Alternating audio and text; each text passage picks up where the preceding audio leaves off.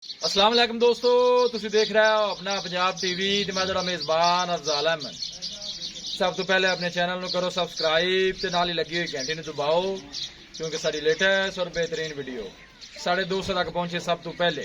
लो जी दोस्तों, जैसा तुहानू पता है कि अपना पंजाब टीवी वीरां वास्ते रोज कोशिश करता है कि अच्छे तो अच्छा जानवर और मकूल रेट के जानवर लेके आइए। दो तरह माशाल्लाह अज भी जनाब दो वेड़ा की वीडियो लेके हाजिर होए।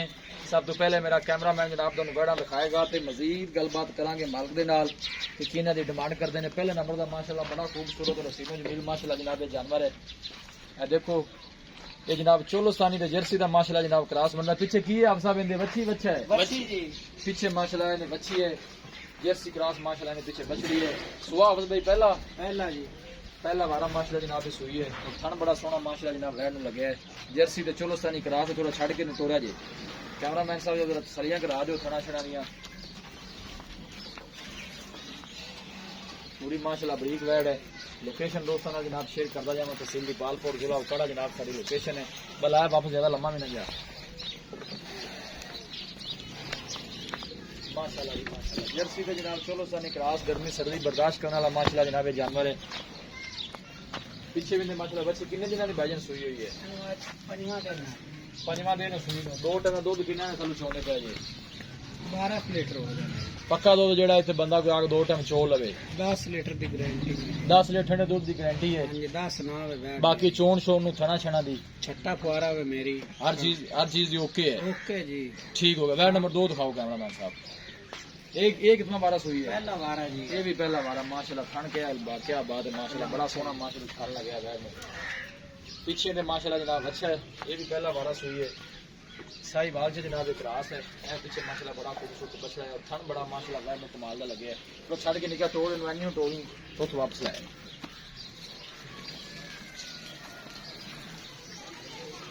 माशाल्लाह जी माशाल्लाह। बड़े सोहने जानवर क्रॉस ब्रीड के जनाब।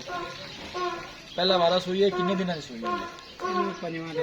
पंजवा दिन दिल दूध कितना पक्का 12 पक्का दूध जेड़ा चुआ देना है 10 ठंडा चुआ 10 लीटर ठंडा आप चुआ के दे देना।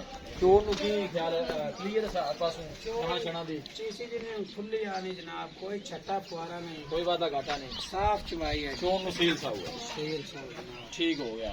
ते आप सब दसो जरा ना जोड़े दी प्यार में बदले जरा डिमांड सस्ती जी डिमांड करनी है आप बेच दइए।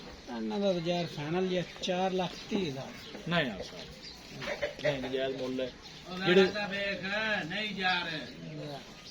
आजा तू आजा बे बड़े बाबे नु सदो बे आजा तू 4.5 कर ले लाई जा यार फाइनल 4,30,000 ला